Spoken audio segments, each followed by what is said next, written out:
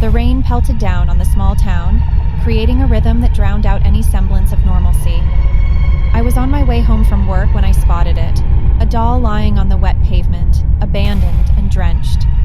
It looked innocent enough, with its faded pink dress and matted hair, but something about it sent a chill down my spine.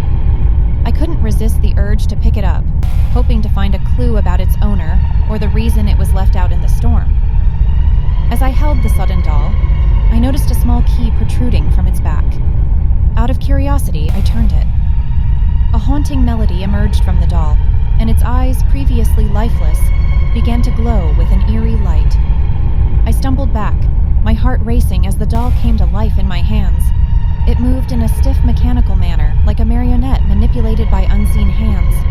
The rain-soaked streets became the stage for a bizarre and unsettling performance. The doll led me through the town, its small footsteps echoing in the deserted streets. I tried to let go of it, to break free from this eerie puppet show, but an unseen force compelled me to follow. The doll's lifeless gaze remained fixed on me, its haunting melody filling the air. It was as if the doll had a story to tell, and I was unwittingly pulled into its spectral narrative. The town, once familiar, now felt like a surreal dreamscape. As we reached the outskirts of town, the doll led me to an old cemetery. The wrought iron gate creaked open on its own, as if the graveyard itself welcomed the peculiar duo. I hesitated at the entrance, but the doll's unblinking eyes urged me forward. The graveyard was shrouded in mist, tombstones standing like silent sentinels in the pale moonlight.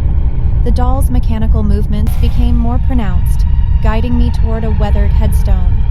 The name etched on it was barely visible, worn away by the passage of time.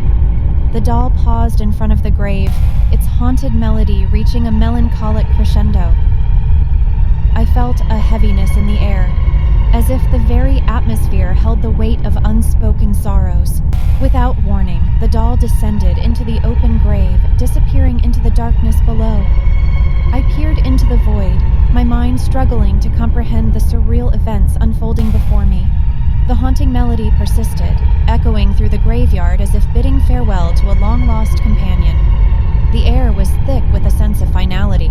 As I turned to leave, a whisper of wind carried the doll's melody into the night. It was a mournful tune, lingering in the air like a ghostly presence.